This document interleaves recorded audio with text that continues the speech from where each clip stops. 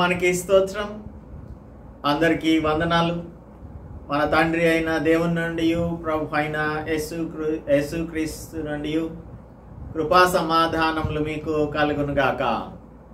ఈ ఉదయకాలమందు మనం రెఫర్మేషన్ సిరీస్లో రెండవ భాగాన్ని ధ్యానం చేయబోతున్నాం.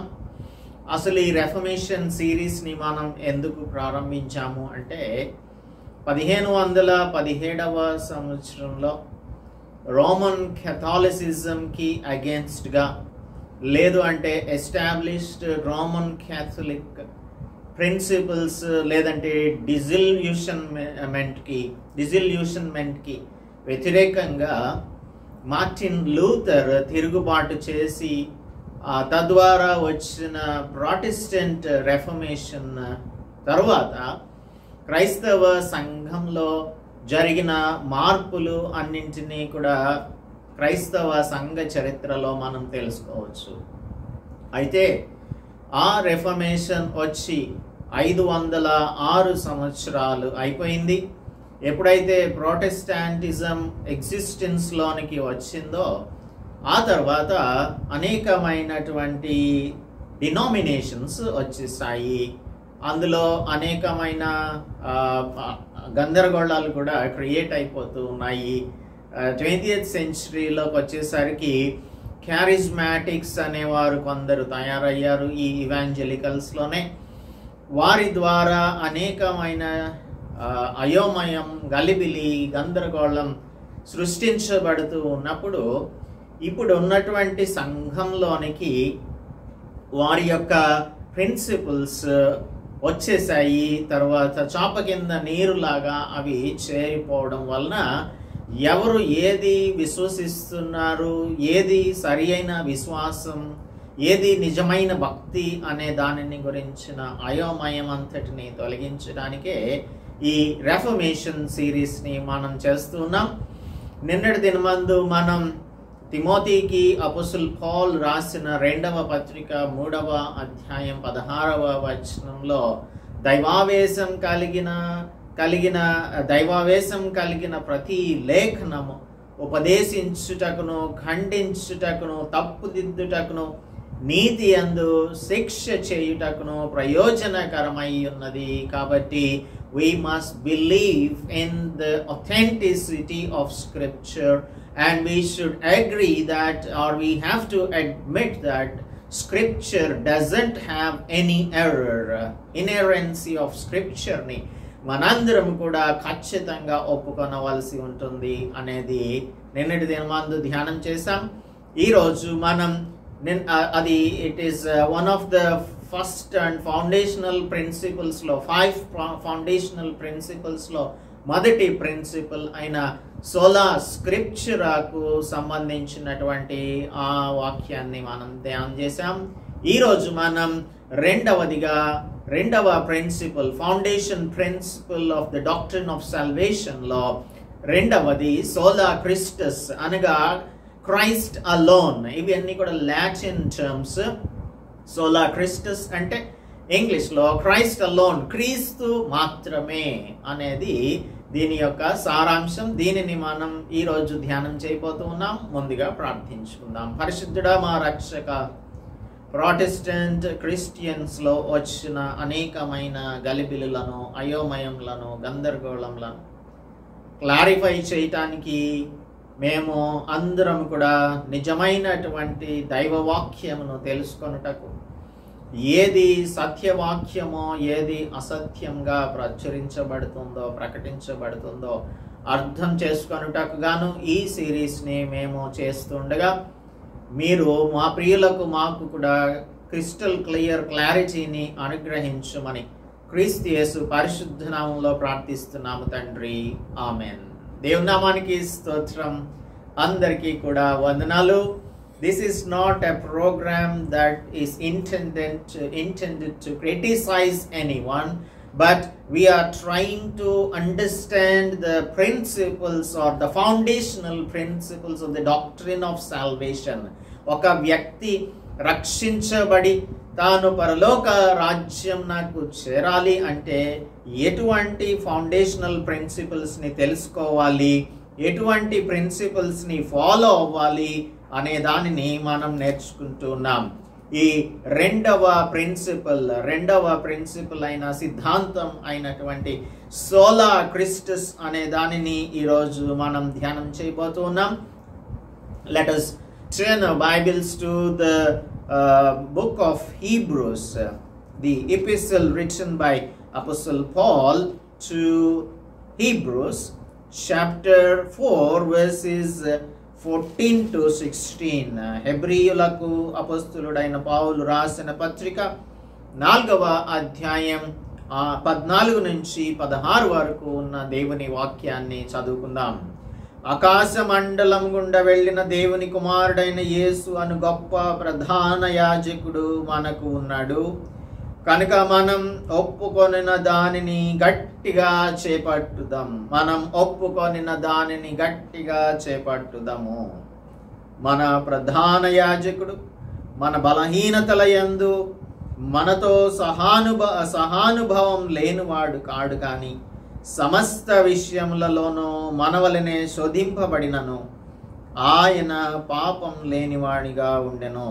కనుక మనం కనికరింపబడి సమయోచితమైన సహాయం కొరకు కృప పొందునట్లు ధైర్యంతో కృపాసనం నద్దకు చేరదము. దేవుడు తన పరిశుద్ధ వాక్యం మన వినికిడిలో దీవించి మనకు వివేకం కలిగినటువంటి ఆత్మను అనుగ్రహించి నడిపించునుగాక. ఇక్కడ రాయబడి ఉన్నటువంటి ఈ వాక్యాన్ని మనం ఎందుకు చదువుతున్నాము అనంటే, క్రీస్తు ప్రభువు ఒక్కడు మాత్రమే మనకు ప్రధాన యాజకునిగా ఉన్నాడు. క్రైస్ట్ అలోన్, సోలా క్రిస్టస్ అంటే క్రైస్ట్ అలోన్, ఆయనే మనకు ప్రధాన యాజకుడిగా ఉన్నాడు. ఎందుకు అనంటే మనకు ఓల్డ్ టెస్టమెంట్లో మనం చూసినట్టయితే అక్కడ ప్రతి సంవత్సరం కూడా ప్రధాన యాజకుడు దేవుని యొక్క అతి పరిశుద్ధ స్థలంలోనికి వెళుతూ ఉండేవాడు. అయితే ఆయన మనుషుల యొక్క పాప పరిహారార్థమై గొర్రెల యొక్క మేకల యొక్క రక్తాన్ని తీసుకొని పరిశుద్ధ స్థలంలోనికి వెళ్తూ ఉండేవాడు. ఇదంతా కూడా యేసుక్రీస్తు ప్రభువు చేయబోయే ఫ్యూచర్లో చేయబోయేటువంటి పాప ప్రాయశ్చిత్త కార్యానికి సాదృశ్యంగా జరుగుతూ ఉండేది. హెబ్రీయులకు రాసిన పత్రికలోనే 9వ అధ్యాయాన్ని కనుక మనం చూసినట్టయితే, let us see Hebrews chapter 9 verse 7. 7వ వచనం, సంవత్సరమునకు ఒక్కసారి మాత్రమే ప్రధాన యాజకుడు ఒక్కడే రక్తం చేత పట్టుకొని రెండవ గుడారంలోనికి ప్రవేశించును. ఆ రక్తము తన కొరకును ప్రజల అజ్ఞాన కృతముల కొరకును అతడు అర్పించును అని. ఇది ప్రధాన యాజకుడు ఏ విధంగా ఆ అతి పరిశుద్ధ స్థలంలోనికి ప్రజల పాపముల నిమిత్తమై రక్తమును తీసుకొని వెళ్తూ ఉండేవాడు, దానిని జ్ఞాపకం చేస్తూ ఉన్నాడు అపోస్తలుడు పౌలు ఇక్కడ. అయితే 11వ వచనంలో, అయితే క్రీస్తు రాబోచున్న మేలుల విషయమై ప్రధాన యాజకుడిగా వచ్చి తనే నిత్యమైన విమోచన సంపాదించి హస్తకృతము కానిది అనగా ఈ సృష్టి సంబంధం కానిదియు మరి ఘనమైనదియు పరిపూర్ణమైనదియునైన గుడారము ద్వారా మేకల యొక్కయు కోడెల యొక్కయు రక్తముతో కాక తన స్వరక్తంతో ఒక్కసారే పరిశుద్ధ స్థలమందు ప్రవేశించెను. So what all these things couldn't do earthly chief priests, లేదంటే మేకల యొక్క రక్తం కోడెల యొక్క రక్తం ఏదైతే చేయలేదో దానిని క్రీస్తు ప్రభువు తానే పస్కా బలి పశువుగా ఈ లోకంలోనికి వచ్చి సిలువలో మరణించి రక్తము కార్చి ఆ రక్తం చేత మనలను పరిశుద్ధులనుగా చేసి రక్షణ భాగ్యాన్ని అనుగ్రహించుటకు ఒక గొప్ప కార్యాన్ని ఆయన చేశాడు. ఎలా అనగా 13వ వచనం, మేకల యొక్కయు ఎడ్ల యొక్కయు రక్తమును మైలు పడిన వారి మీద ఆవు దూడ బూడిద చల్లుటయు శరీర శుద్ధి కలుగునట్లు వారిని పరిశుద్ధపరిచిన ఎడల నిత్యుడగు ఆత్మ ద్వారా తన్ను తానే దేవునికి నిర్దోషినిగా అర్పించుకొనిన క్రీస్తు యొక్క రక్తం నిర్జీవ క్రియలను విడిచి జీవం గల దేవుని సేవించుటకు మీ మనస్సాక్షికి ఎంతో ఎక్కువగా శుద్ధి చేయను. సో ఈ మేకల రక్తం, ఎడ్ల యొక్క రక్తం చేయజాలనటువంటి పనిని క్రీస్తు ప్రభు యొక్క రక్తం మాత్రమే చేయగలుగుతుంది. సో అలాగుననే ప్రధాన యాజకునిగా, గొప్ప ప్రధాన యాజకునిగా యేసు క్రీస్తు ప్రభువు మన కోసం ఆయన మన బలహీనతలను ఎరిగినటువంటి వాడిగా ఈ లోకంలోనికి వచ్చాడు. ఆయన మెల్కీసెదెకు క్రమం చొప్పున నిరంతరం కూడా యాజకునిగా ఉన్నాడు అని కీర్తన గ్రంథం 114లో మనం చదువుకుంటాం. మెల్కీసెదెకు క్రమం చొప్పున నిరంతర యాజకుడిగా ఆయన ఉన్నాడు.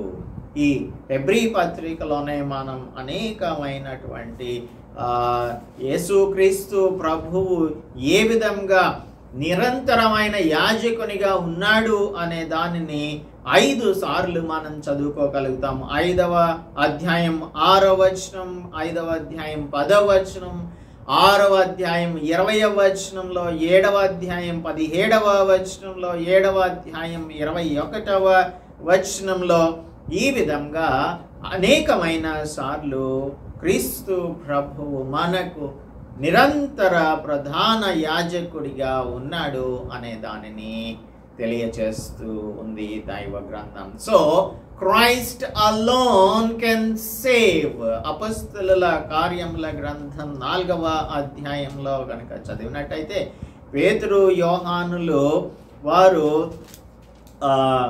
వారిని యాజకులు, దేవాలయపు అధిపతి, సద్దుకైలు అందరూ కూడా పిలిచి వారికి వార్నింగ్ ఇస్తూ ఉన్నారు. అయితే పరిశుద్ధాత్మతో నింపబడిన వాడై పేతురు మాట్లాడుతూ ఉన్నాడు. ఏమంటున్నాడంటే 12వ వచనంలో, మరి ఎవరి వలననో రక్షణ కలగదు, ఈ నామముననే మనం రక్షణ పొందవలెను గాని ఆకాశము క్రింద మనుష్యులలో ఇయ్యబడిన మరి ఏ నామమున రక్షణ పొందలేము అని ఖచ్చితంగా తెలియజేస్తూ ఉన్నాడు అపోస్తలుడు పీటర్. కాబట్టి మనకు ప్రధాన యాజకుడైన యేసుక్రీస్తు ప్రభువే ఈ లోకంలో మన కోసం ఒక గొప్ప ప్రాయశ్చిత్త కార్యాన్ని చేయటానికి మానవ రూపంలో వచ్చి ఆయన చేసిన శిలువ కార్యం ద్వారా రక్షణ మార్గమును ఆయన సిద్ధపరిచి ఆరోహణమై వెళ్ళి తండ్రి కుడి పార్శ్వమందు కూర్చొని మన పక్షాన ఆయన మీడియేటర్గా మన కోసం దేవుని దగ్గర మొరపెట్టుకుంటూ ఉన్నాడు. కనుక ఈ దినాలలో మనం చూస్తున్నటువంటి రీతిలో అనేక మంది మేమే మీడియేటర్స్, మీ దేవునికి మనుష్యులకు మధ్యన అన్నట్లుగా ప్రవర్తిస్తూ ఉన్నారు. రోమన్ క్యాథలిక్ చర్చ్లో పోప్ గారు లేదంటే ప్రీస్ట్స్ వారు దేవుడు అనుగ్రహించేటువంటి ఆ పాప క్షమాపణ కావాలి అంటే వారి ద్వారానే వెళ్ళాలి అనే ఉద్దేశాన్ని కలుగజేస్తూ అందరినీ కూడా గ్రుడ్డితనంలో ఉంచి వారు స్క్రిప్చర్ని వక్రీకరిస్తూ బోధిస్తూ ఉన్నప్పుడు మార్టిన్ లూథర్ వారిని వ్యతిరేకించాడు. కాబట్టి there is no other mediator except Christ Jesus. Mary cannot be a mediator, pastor cannot be a mediator, or pope cannot be the mediator between you and God or man and God.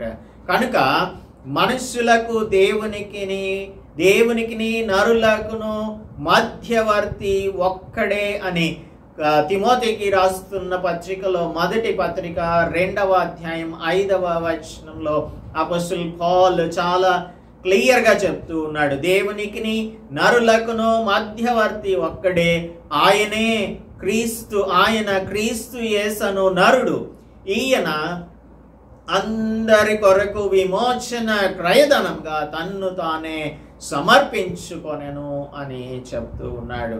కాబట్టి లేఖనాలు మనకు చెప్తున్నటువంటి దానిని ఎవరైనా వక్రీకరించి దానిని బోధించినట్టయితే దానిని మనం ఎప్పుడు కూడా నమ్మటానికి ఏమాత్రము కూడా అవకాశం ఇవ్వకూడదు.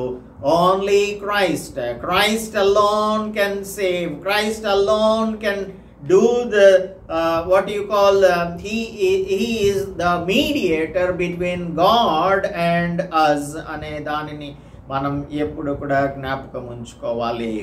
జకరియా గ్రంథం 6వ అధ్యాయం 13వ వచనం కూడా మనకి ఏం చెప్తుంది అంటే, ఇతడే ప్రొఫెసీ అన్నమాట, the ప్రొఫెసీ of the branch who is both the king and the priest అనే దానిని చెప్తూ ఈ జకరియా గ్రంథం 6:13లో అంటూ ఉన్నాడు, అతడే యెహోవా ఆలయమును కట్టును, అతడు ఘనత వహించుకొని సింహాసనాసీనుడై ఏలును, సింహాసనాసీనుడై అతడు యాజకత్వము చేయగా ఆ ఇద్దరికి సమాధానకరమైన యోచనలు కలుగును అని తెలియజేస్తూ ఉన్నాడు.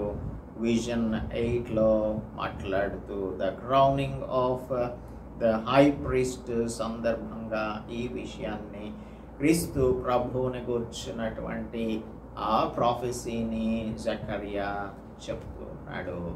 క్రైస్ట్ అలోన్ ఆర్ సోలా క్రిస్టస్ అంటే ఏమిటంటే, నంబర్ 1 యోహాను సువార్త 14వ అధ్యాయం 6వ వచనంలో యేసు ప్రభువు చెప్పాడు, నేనే మార్గమును సత్యమును జీవమును అని, నా ద్వారానే తప్ప ఎవ్వడునో తండ్రి వద్దకు రారు, మీరు నన్ను ఎరిగి ఉంటేనే నా తండ్రిని ఎరిగి ఉందురు అని తెలియజేస్తూ ఉన్నారు. కాబట్టి నేనే మార్గమును అని అంటున్నాడు.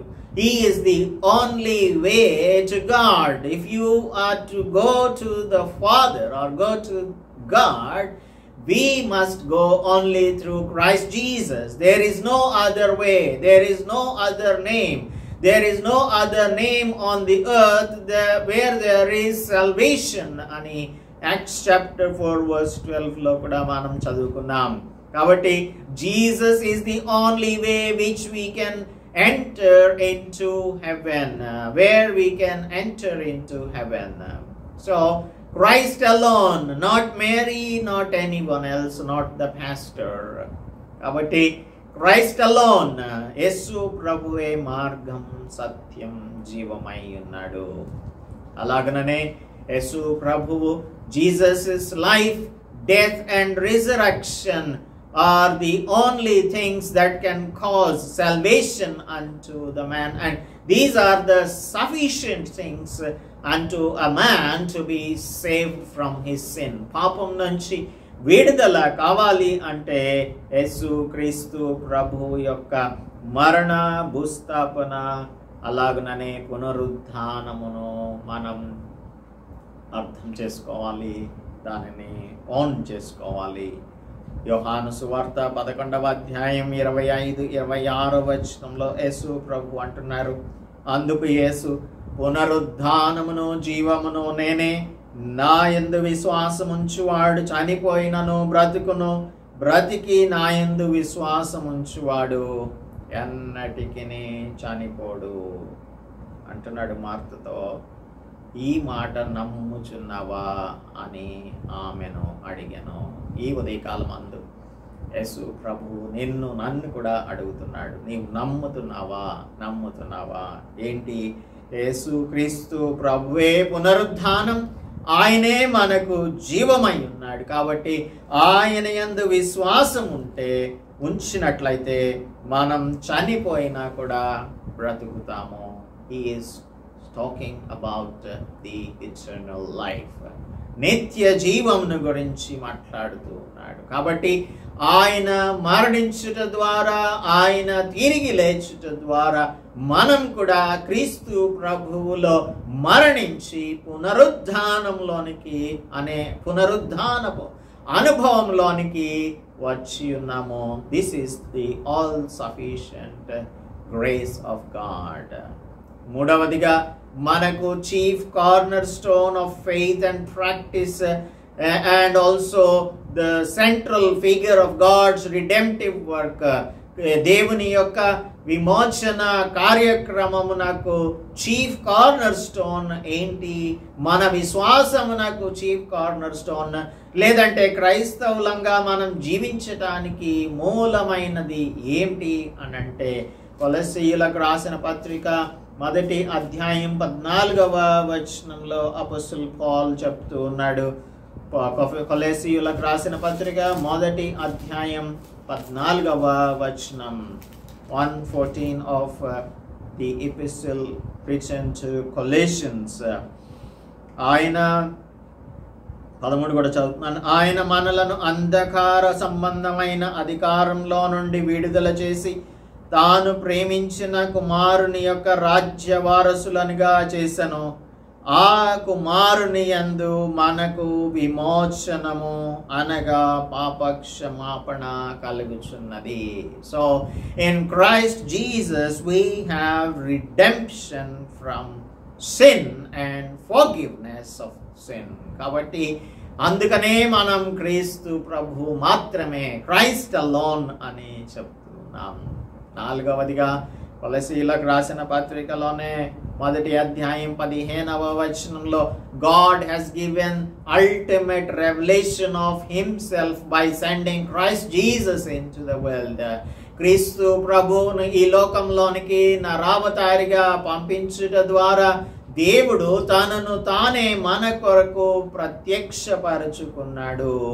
ఆయన అదృశ్య దేవుని స్వరూపి అయి సర్వ సృష్టికి ఆది సంభూతుడై ఉన్నాడు అని కొలస్సీయులకు రాస్తూ అపోస్తలుడు పౌలు అంటున్నాడు. That is the reason why Christ alone, only through Christ Jesus we will be able to see God the Father. అలాగనే 5వదిగా మనం ఇంతకు ముందే చదువుకున్నాం, అపొస్తలుల కార్యముల గ్రంథం 4వ అధ్యాయం 12వ వచనంలో, there is no salvation in any other name except in the name of Christ Jesus. అందుకనే మన ఈ లోకంలో అనేకమైన సార్లు తొట్టిపడిపోతూ లేదంటే అయోమయానికి గురైపోతూ మనకు రక్షణ కావాలి అంటే, పాప క్షమాపణ కావాలి అని అంటే ఏదేదో చెయ్యాలని మనం అనుకుంటూ ఉన్నాం. మనలను కూడా మభ్యపెట్టేటువంటి బోధకులు అనేక మంది తయారయ్యారు. ఆ దినాన్న రోమన్ క్యాథలిక్ చర్చ్లో పార్షల్ ఇండల్జెన్సెస్, ప్లీనరీ ఇండల్జెన్సెస్ అని రెండింటిని ప్రవేశపెట్టి, మీరు పార్షల్గా అనగా పాక్షికమైన విరాళాలు తీసుకొని వస్తే మీకు నరక శిక్ష నుంచి పాక్షికమైన విడుదల లభిస్తుంది. ప్లీనరీ ఇండల్జెన్సెస్ అనగా సంపూర్ణమైన విరాళాలు లేదంటే ఎక్కువ మోతాదులో విరాళాలను కనుక తీసుకొని వస్తే మీకు సంపూర్ణంగా నరక శిక్ష నుంచి విడుదల లభిస్తుంది అని ప్రకటన చేసినప్పుడు మార్టిన్ లూథర్ దానిని వ్యతిరేకించాడు. ఈ దినాన్న కూడా మనం దేవుని యొక్క కృపను పొందడానికి, విమోచన కార్యమును మనం ఎక్స్పీరియన్స్ చేయడానికి, యేసుక్రీస్తు ప్రభువు అనుగ్రహించే రక్షణను, మారు మనస్సును పొందుకోవడానికి మన శరీరాలను మనం శ్రమ పెట్టుకోనవసరం లేదు. మనం చెప్పిన దానిని తప్ప చెప్పని దానిని ఏమాత్రం కూడా చేయవలసిన అవసరం లేదు. తీర్థయాత్రలకు వెళ్ళవలసిన అవసరం లేదు. మనం దశమ భాగాలని, ప్రత్యేకమైన కానుకలు అని, ఈ విధంగా ప్రథమ ఫలాలు అని దేనిని కూడా మనం ఇవ్వవలసిన అవసరం లేదు. అది దేవుడు మనకు ఒకవేళ ప్రేరేపిస్తే మన మనస్సు, మన హృదయం నాకు అనుకున్న రీతిలో, మన హృదయం మనకు చెప్పిన రీతిలో, లేదంటే మనను దేవుడు ప్రేరేపించిన రీతిలో ఆయనకు ఇవ్వవచ్చేమో. కానీ These are not the primary things. The foundational things of life, or the foundational things of faith, of doctrine of salvation, are the very important things. Kanuka మీ దగ్గర ద్రవ్యం లేకపోయినా పర్వాలేదు, you don't have to go to the Holy Land tours. మరి ఇశ్రాయేలు దేశమునకు మనం వెళ్ళవలసిన అవసరం లేదు. కొన్ని మతాలలో అయితే వారు వారి యొక్క తీర్థయాత్రలను చేయాల్సి ఉంటుందని, వారి జీవిత కాలంలో ఒక్కసారైనా సరే ఆ పుణ్యక్షేత్రాన్ని దర్శించుకోవాలి అని, లేదు అంటే ఇంకా మీరు నిలువు దోపిడీలు ఇచ్చుకోవాలి అని చాలా మంది ఏదేదో విషయాలను చెప్తూ ఉంటారు. మనవారు కూడా అనేక రకములైనటువంటి కానుకలు, కవర్లు ఇచ్చి ఆ కవర్ల మీద పేర్లు రాసి మనం దేవునికి ఇస్తున్నప్పుడు మనం పేర్లే రాయనవసరం లేదు. ఎందుకంటే మనం ఇచ్చేది మనుషులకు కాదు, అది దేవునికి మాత్రమే ఇస్తూ ఉన్నాం. అటువంటి అవేర్నెస్ ని కనుక మనం కలిగి ఉంటే, we cannot buy salvation, we cannot buy the redemption what is given or granted by Christ Jesus. కాబట్టి మన దృష్టి క్రీస్తు ప్రభువు మీద మాత్రమే ఉండాలి. మన విశ్వాసం క్రీస్తు ప్రభువు మీద మాత్రమే ఉండాలి. ఆయనను మనం గనక అంగీకరిస్తే చాలు. ఆయన మనకు మన పక్షాన తండ్రి యొద్ద మొరపెట్టి మనకు ఎల్లప్పుడూ కూడా ఆయన దగ్గర నుంచి ఫర్గివ్నెస్ ని అనుగ్రహించడం కోసమే మన కోసం తండ్రి కుడి పార్శ్వమందు ఆయన కూర్చొని ఉన్నాడు. ఇంకా మనం చాలాసార్లు ఏంటంటే సంఘంలో ప్రార్థన కోరటం తప్పు కాదు, కానీ పాస్టర్ గారు ప్రార్థన చేస్తేనే మన ప్రార్థన దేవుని దగ్గరకు వెళ్తుంది అనేటువంటి ఆలోచన కూడా ఈ దినాలలో అనేక మంది విశ్వాసులకు కలుగుతోంది. అందుకనే చాలాసార్లు మాకు కూడా ఫోన్ కాల్స్ లేదంటే వాట్సాప్ మెసేజెస్ వస్తూ ఉంటాయి. ఏంటి అని అంటే, మా కోసం ప్రార్థన చేయండి. ప్రార్థన చేయటానికి సిద్ధంగానే ఉండవచ్చు, కానీ ప్రార్థన మేం చేస్తేనే, లేదంటే బోధకులు చేస్తేనో, పాస్టర్ గారు చేస్తేనో అది దేవుని సన్నిధిలోనికి వెళ్తుందని ఒకవేళ మీరు గనక భ్రమపడుతూ ఉంటే, ఈ ఉదయకాలమందు దైవ వాక్యం మనకి చెప్తుంది, pastor is not the mediator, he can only facilitate you in order that you will be taught the scripture. పరిశుద్ధ లేఖనములను ఇంటర్ప్రిట్ చేసి బోధించుటకు మాత్రమే పాస్టర్ గారు ఉన్నారు. ఒకవేళ ప్రార్థన చేస్తే చేయవచ్చు, కానీ he is not alone the way, or he is not alone the source of prayer, or he is not the one who will bring sympathy of God, forgiveness of God unto us. కనుక మనం ప్రార్థన చేద్దాం, విశ్వాసులు ప్రార్థన చేయాలి.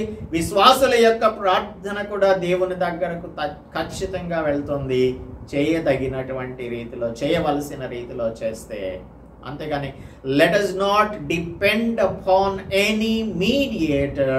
We can take the help of the people, or we can take the help of the church or the co-believers. మన తోటి విశ్వాసుల సహాయం తీసుకోవడంలో తప్పేమీ లేదు, కానీ వారి ద్వారా ప్రార్థన దేవుని సన్నిధిలోనికి వారి ద్వారా మాత్రమే వెళ్తుంది అని కనుక ఎవరైనా చెప్తే అది మనం నమ్మటానికి ఏమాత్రం కూడా లేఖనాలు ఒప్పుకోవడం లేదు. కాబట్టి let us read the scriptures, sola scriptura, scripture alone, లేఖనములు మాత్రమే అనే దానిని మనం అర్థం చేసుకోవాలి. కాబట్టి మనకు సత్యాన్ని బోధిస్తుంది. దైవావేశం కలిగిన ప్రతి లేఖనం కూడా మనకు టీచ్ చేస్తుంది. ఉపదేశం ఏం ఉపదేశం చేస్తుంది? సత్యం ఏంటో చెప్తుంది. ఆ సత్యం ఎవరు? అది యేసుక్రీస్తు ప్రభువే. ఇట్ రిప్రూవ్స్ us, మనలను ఖండిస్తుంది. ఎందుకు ఖండిస్తుంది అంటే, it convicts us of the sin, పాపమును గురించి ఖండిస్తుంది.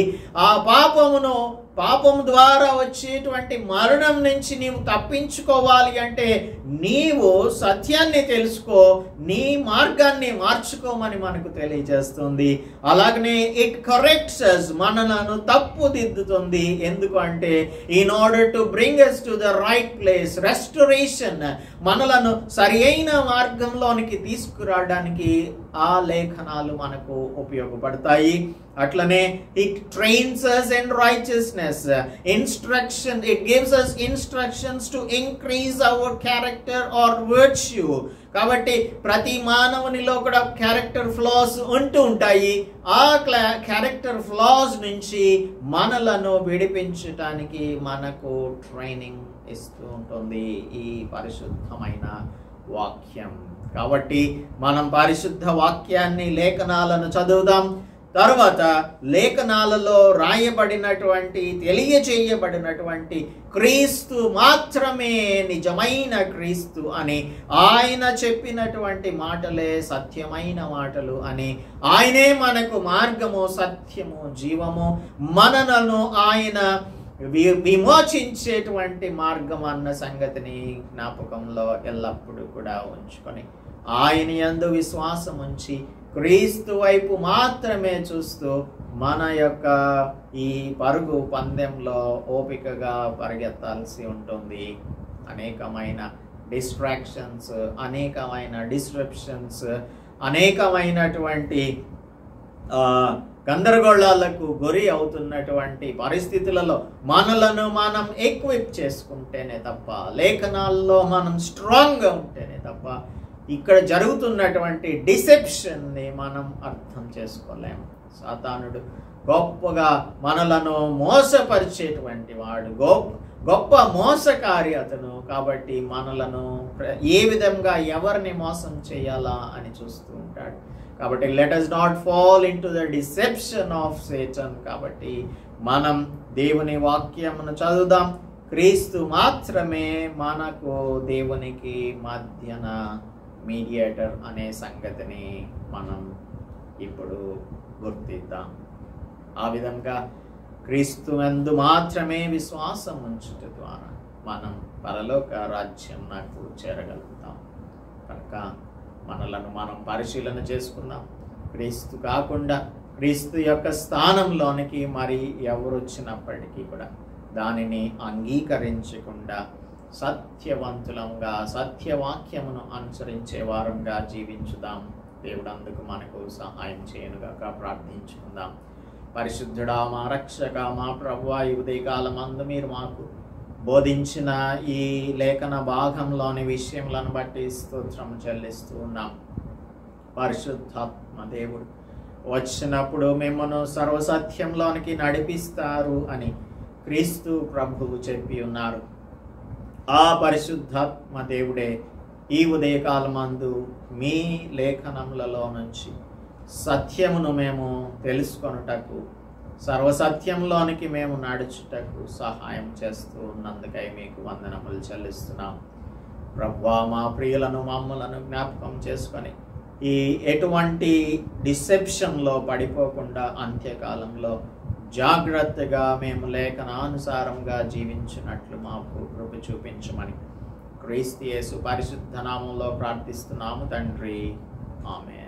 దేవుని నామానికి స్తోత్రం. అందరికీ వందనాలు. మనం ఈ అంత్య దినాలలో జాగ్రత్తగా మన యొక్క క్రైస్తవ భక్తిని, విశ్వాసమును కాపాడుకుందాం. ఎక్కడ కూడా మోసపోకుండా స్థిరులైన క్రైస్తవులంగా నిలబడదాం. అందుకు దేవుడు మనకు సహాయం చేయను గాక.